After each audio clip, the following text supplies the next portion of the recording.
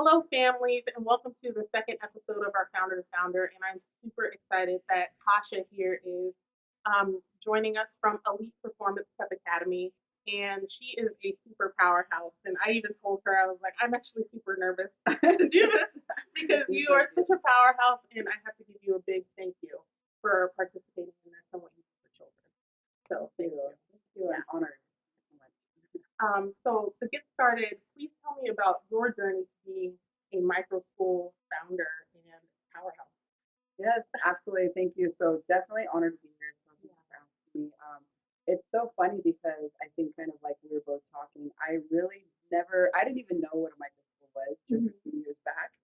So my story is, I'm a mother of eight and I've been a longtime educator of 17 plus years, a mixture of working with troubled youth to working in higher education. And then in 2020, I moved here to Las Vegas with my family. And at that point, I looked at the education out here and I was like, I think this would probably be a good time for me to homeschool. And then everybody laughed at me. And then I laughed at myself. Yeah, because I was like, I knew nothing about homeschooling. It was totally foreign to me. But I thought, in the midst of COVID, it was a good time to try it out. Yeah. So tried it out, loved it. And then some people in the neighborhood would start to hear what we're doing, that I was teaching out of my home. So they were like, hey, can I send my kids to you? So they did, and I loved it. The following school year, I told my children, I was like, you can go back, to regular school if you like, and they're like, no, we want to stay here. So that was a great sign for me. Yeah. And then it was just kind of word of mouth, and I actually tried to step away from it at some point, and I was considering getting back into higher education, but it just didn't feel right. I was just like, I felt like that wasn't for me. Like, and I was trying to find out what that was. So I started working Amazon just to help, my husband at the time, with the bills and stuff like that. And Yeah. I would get call after call. You don't know me. My name's so and so. I hear that you're homeschooling at home. And just every situation was different. Me and my husband work, and I need to know that my daughter's safe. Or I'm a single mom, and I'm really worried what they're teaching in the public school system. It was just emotional call after emotional call, and I was like, okay, bring it. Okay, yes, yes, Working come. on the babies. Yeah, and so then here I am teaching out of my kitchen table, and then it was about 14 months ago I ended up incorporating the Performance Prep Academy, and I was like, you know what, let's do this. And so I realized this was my niche and my passion. And once we've developed our micro schooling learning centers, it's amazing how many families out there value this type of education. So Yeah. that's how I got started. And that's actually a great point of like how many families actually value this education model. Because I think a lot of us, and I say this time and time again, like all of us parents, myself included, we're at home trying to homeschool at home, and we're like, am I doing this Right. I know.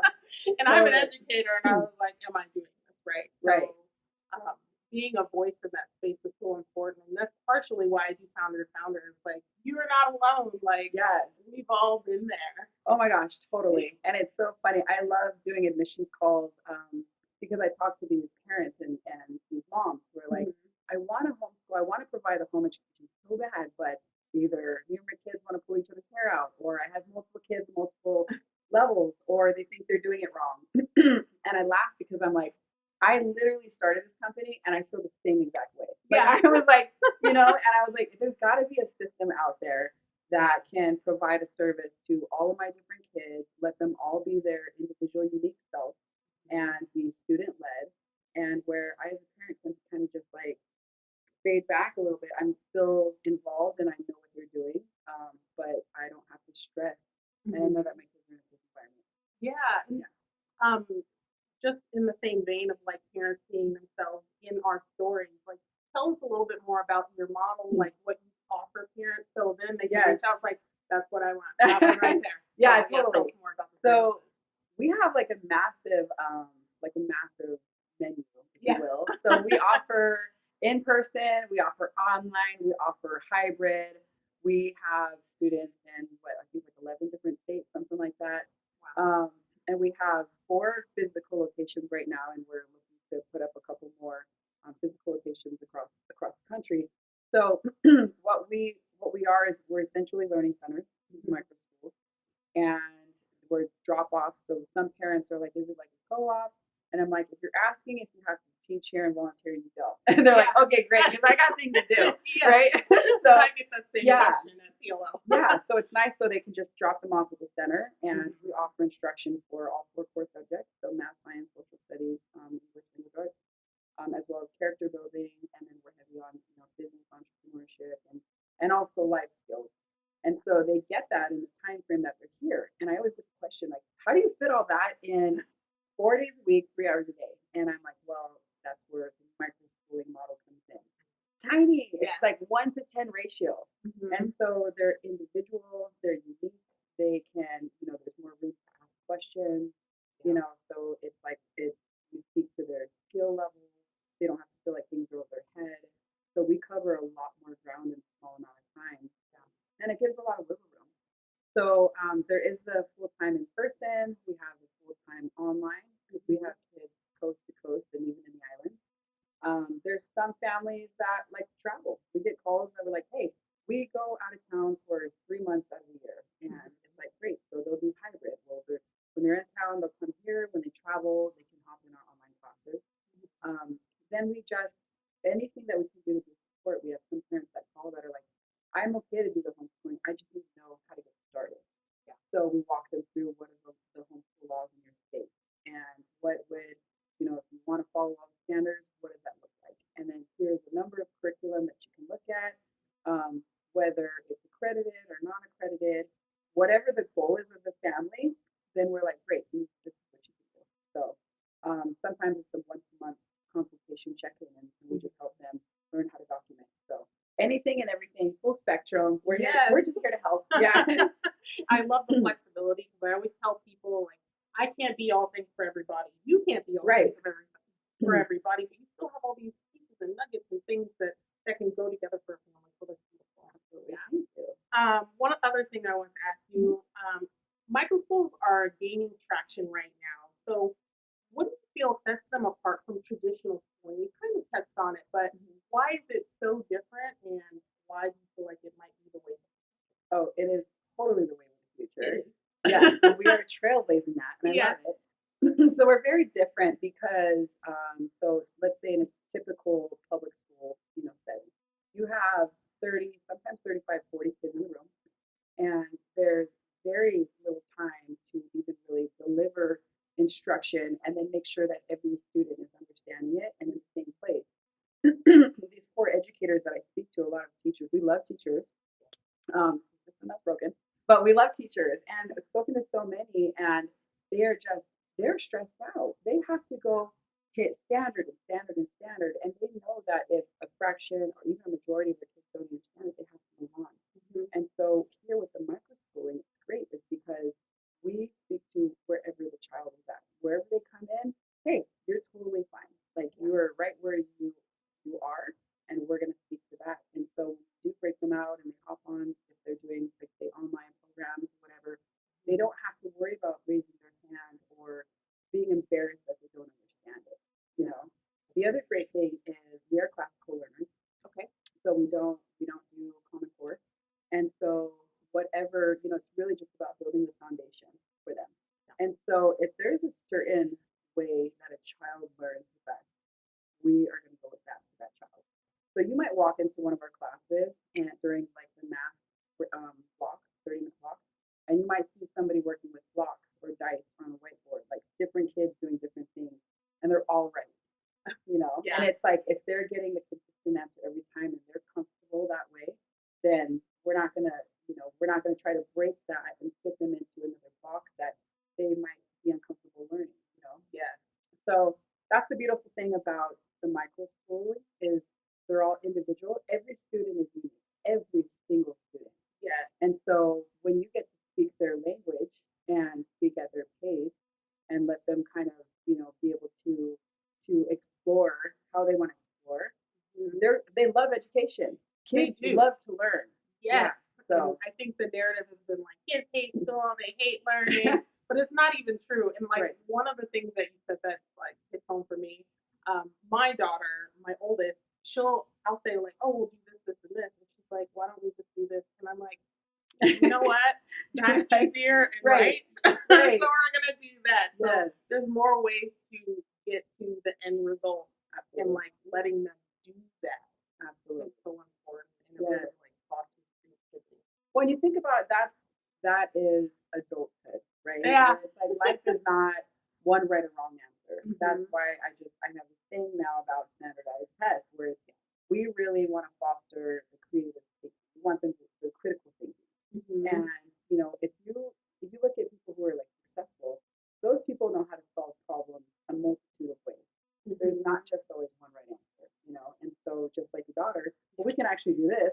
Kids are really smart, and sometimes they have better ideas than us. Yes, it happens frequently, and I have Yes. to like check myself. Right. Like, it's okay, Felicia. Right. You do big things in the world. Exactly. Yeah. And then allowing them to take it and run with it, Yeah. that just gives them, it empowers them to be like, yeah, I'm actually more confident in myself and I can come up with these solutions myself. So That's the part I love about Yes. education. Like when they're like, "Oh, we could do this, this, and this." I'm like, I didn't even think of half of this, guys. Yes. Okay, we're gonna run with it. Right. Right. Absolutely. So another question I have is innovation is key in education. What innovative approaches and methodologies are you adopting here? Again, we touched on some of it, but like let's go a little deeper with that. Yes, definitely. I'm like, oh man, I can talk on this forever. I got all day. So I know. Okay, good. So one of them is we love collaboration here. And so one thing that I was talking to you about before is one thing I love about the homeschool, home education, microschool, and community is we're very collaborative. Yeah. And so having that collaborative spirit has really been such a blessing in building it because one way that we're innovative is we talk to different groups who are the professionals in their field Yeah. and let them be professionals in their field and they love to teach and educate our students based on what they know best. To give you an example, we have a center in Florida, in Crestview, Florida, and so all of our students, one day a week, they learn on the ranch. So we partner with Wagyu Mama. I know, I'm super jealous. Yeah, I So too. I know, let's all go out there. So we partner with Wagyu Mama Ranch. The Baker family, they're the most amazing family, long time generational ranchers. And so our students get to go there and learn life skills and actually learn agriculture and homesteading on the ranch. Yeah. And so it's awesome because they're learning all these things that obviously you don't learn in the classroom, No. but they're learning how to apply it to daily lives, or their daily lives. And so the wonderful thing is that I don't have to go out and learn agriculture and homesteading. We're just partnering with these incredible ranchers who that's their language. They can teach that. Yeah. And on the another example is we partner with a group called Elite Financial Team, and Okay. they are incredible people. Number one, also, and they're just in the financial world, and Wow. so they're the ones that are going to be teaching our students financial literacy. That's such a huge gap in Yes. education. Like, Yes, that's powerful. they're amazing. And the beautiful piece is we don't have to we don't have to go try to learn this much about several things. We just want to bring in the experts who do what they love what they do, and then can turn around and teach the kids. Because you think about it, you think about the teachers that you love, the ones who are really excited and passionate about whatever they're teaching, art or ceramics or whatever, the ones that really loved it. You love that class too because they're so excited about it, and you actually thought I could actually probably do this as a career because they're so excited about it. Yes. So that's the type of educators that we want our students around and mentors, somebody in their field. So that's kind of like one way that we're trying to be innovative, and then also just really connecting, listening to the students and what they like to hear. Again, and teaching them that way, but also I guess life skills is a big thing for us. Yeah. How to change a tire, how to change the oil, how to tie a tie. Gotta, So you should come to our class. I will be there. Right. But it's things like that where even gas in the car, like filling up your car, and then teaching them. We like to tie everything back into a life lesson. Everything, it doesn't matter what subject we do, it all ties into the bigger picture. How does this relate to me? So filling up the car, I had all my student athletes. I was like, okay, everybody out. We're gonna learn about this. They did it, and we talked about the different types of gasoline that goes in, and we talked about when we got to premium and what type of cars take premium and why. How does this relate to you? The kids were like, well, we're elite athletes and we have to take care of our bodies and we have to be very careful what goes in it. So the best food, why is that important? Oh, so our bodies can last longer. It's the same thing with the gasoline. Yeah. So it's kind of learning how to, interweave the day-to-day things and have more of a profound lesson so they can look at the world and say, how does this affect me and how can I be a better person because of the knowledge that I have? Yeah, that full wraparound. Oh, like totally. how this connects with that and that connects with this. Yeah. That's so important. And what we were discussing earlier, we were talking about supply and demand and how it related to a discussion that they had. And that's real learning right there. It's like, oh, I learned about this. Like everybody needed a mask during COVID, and the demand went up. So the supply went down a little bit because not everybody had masks. Yes. And that's where you're actually going to get the lesson versus here's a chart about Exactly. supply and demand. Yes. You just need to learn about it, and you're going to get a test about it next week. Right. Completely. Yes. We love tangents. Yes. We love tangents. We welcome that. We welcome just the critical thinking. We'll stop and look it up, and we'll even, if we even use a word and that we have taught our kids to say, if you don't know a word that we use, ask us, and that's really fun because they'll say, what does that mean? So let me tell you. So write it on the board, throw the definition up there. I want you guys to use it 3 times before the end of the day.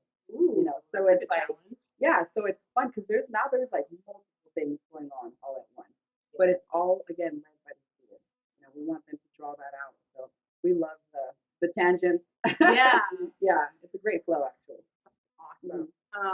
So as a microschool founder, what impact do you hope to have on a broader education system? Are there any lessons that the broader education system can learn from us as founders? What do you think? Oh my gosh, where do I start? Did I open up a can? Yeah. How much time do we have? No. So this is great because again, just really kind of going back to every student is an individual. Yeah. And just because, I'm not even a fan of letter grades, to be honest.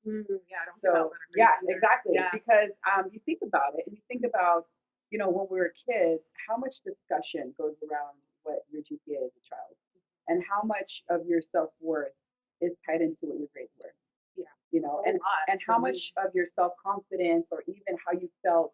I can't tell you how many times I've heard from adults, I was a horrible student, or I'm a horrible, And so it really takes a toll on their confidence level and how they view themselves as a person. Yeah. So I feel like this microschooling, it's just this educational experience is much different because we're getting rid of that. We're getting rid of the stigma that, oh, you have to fit in this box. And I just want you to check off, we have to check and make sure you're memorizing everything. Yeah. So pull your hair out so you can pass this test only for you to forget it next week. Yeah. You know what I mean? And so we actually had a meeting, a company-wide meeting last week, and one of the staff said something really profound. She said it's really about changing. I would rather, instead of my kid learning 17 different things and scratching the surface, I'd rather them learn 5 in depth and really be able to understand and know so much that they can turn around and teach it. And I was like, wow, that's beautiful, that's brilliant. So I feel like this wave of what we're doing now is, number one, we are empowering the students and giving them confidence again. Yeah. We're instilling in them, the knowledge that they can do and be whatever they want to be, and giving them the tools, but then also giving them a wide range to just say, go out and be creative. Some of these minds are so brilliant. Yeah. And it makes me really sad when I get phone calls of parents who are like, my kid, we were told that he has this or they have to get on medication or whatever. When you look at their IEP, their plan or their accommodations, and it is literally what we do already at Microschools. Okay. So I can't tell you how many kids that we have who have 504 plans or IEPs who have either come off medicine or are just top of the top because they're able to just wiggle and be themselves and ask questions and be seen. Yeah. And and it's like that's when you break it down and have a small setting to really connect with your students. And at the end of the day, that's what it is. Rapport. Yeah. Kids don't care how much you know until they know how much you care. And that is the number one thing. Having these kids so loved. Yeah. It's just so true. It's so powerful because like a lot of these kids. Well, look at what you're doing. I'm sorry. But like these kids just don't feel seen. Right. That's what gets me choked up. Like they go from one institution and then they come into a micro school and then they start to thrive. Yeah, absolutely. And it's just a beautiful thing. Yeah. And again, thank you. I'll say thank you on behalf of Oh, all of us. Yeah. And one last question. Yeah. Looking ahead, what do you envision for the future of micro schools, for the future of your micro school? Like, what do you want to see happen? I want to see a bunch of powerful, confident, like just great, happy, self-centered entrepreneurs or businessmen and women, whatever makes them happy. I envision just a bunch of people who come together and, can communicate and set boundaries and are healthy and are educated and know how to educate themselves, and just not have their worth tied up into like a letter or, I see that. I see all parents being empowered to know that they can go a different route rather than having to settle for like the public school system. And don't get me wrong, there's some great districts that are awesome. Definitely. Yeah, and there's so many great educators. Like love these teachers, they're superheroes. Yeah. But the system doesn't always work for everybody, and so to really empower the parents for them to know that there are other options out there. Yeah. There are other great people, great micro schools that align with your values and are here to protect your kids just as much as you want to protect your kids, because that was a big thing for me. That we're out there, we're working together. So yeah, but I one thing that I tell the staff is that the most important thing at the end of the day, if you need to pivot and if you don't get to your lesson plan, it doesn't matter. Yeah, okay. it'll be all right. Right. Yeah. The main thing that I need for our students to feel when they walk out that door is love. Love, confidence, safe. And, when they feel that and they come here and know that this is a safe haven, they're going to come ready to learn. They're going to want to learn, Yeah. And so that's the main thing for us, really. Thank you, Tasha. Like, just hearing your story is like super emotional, and thank you for what you're doing for these kids. We need you. So thank you. So thank you so much for being a part of it and making my eyes leak. But thank you so much, Tasha, and being a part of Founder to Founder. And I hope families out there, if you're looking for something different, something empowering for your children, please find Elite Performance Prep Academy. And even if you're not in your state right now, more than likely, I feel they're going to be everywhere. Coming. Yeah, they're coming. So thank you so much.